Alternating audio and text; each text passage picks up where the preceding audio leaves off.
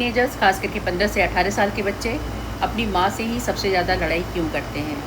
आपने कभी नोटिस किया है कि जो बच्चा बाहर सबके साथ बहुत ही अच्छा और नॉर्मल बिहेव करता है, वो घर आते ही सबसे ज़्यादा लड़ाई अपनी माँ से ही करता है और माँ हमेशा कन्फ्यूज़ रहती है कि आखिर मैंने ऐसे क्या कर दिया, जो ये मुझसे नाराज़ रहता है, मेरी बात नहीं मानता है, मुझसे लड़ाई करता है।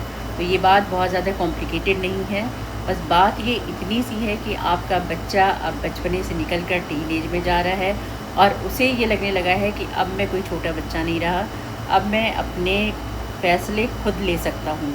और माँ जो सबसे ज़्यादा उसकी केयर करती है, उसकी टोका-टाकी की आदत ख़त्म नहीं होती। वो हमेशा छोटी-मोटी बातों को लेकर के उसको टोकती है कि कहाँ जा रहे हो, किसके साथ हो, पढ़ाई कब करोगे, कब सो के उठोगे, कब खाना खाओगे, और यही बातें उसे इरिटेट करने लगती हैं।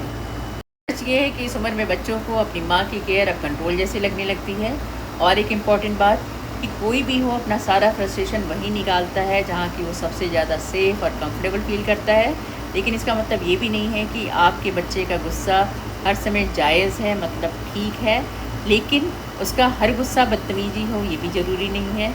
और इस उम्र में अगर माँ को ये लगता है कि उसका बच्चा उसकी बात नहीं मानता, तो उसे खुद से रुक कर ये भी पूछना चाहिए कि क्या आपका बच्चा चाहता है कि आप उसकी बात सुनें और समझें।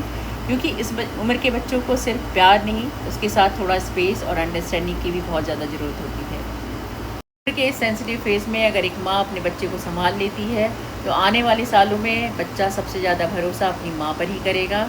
समय बदल रहा है, बच्चे बड़े हो रहे हैं, तो हमें और आपको सबको अपनी पेरेंटिंग स्टाइल थोड़ी चेंज करने की ज़रूरत है।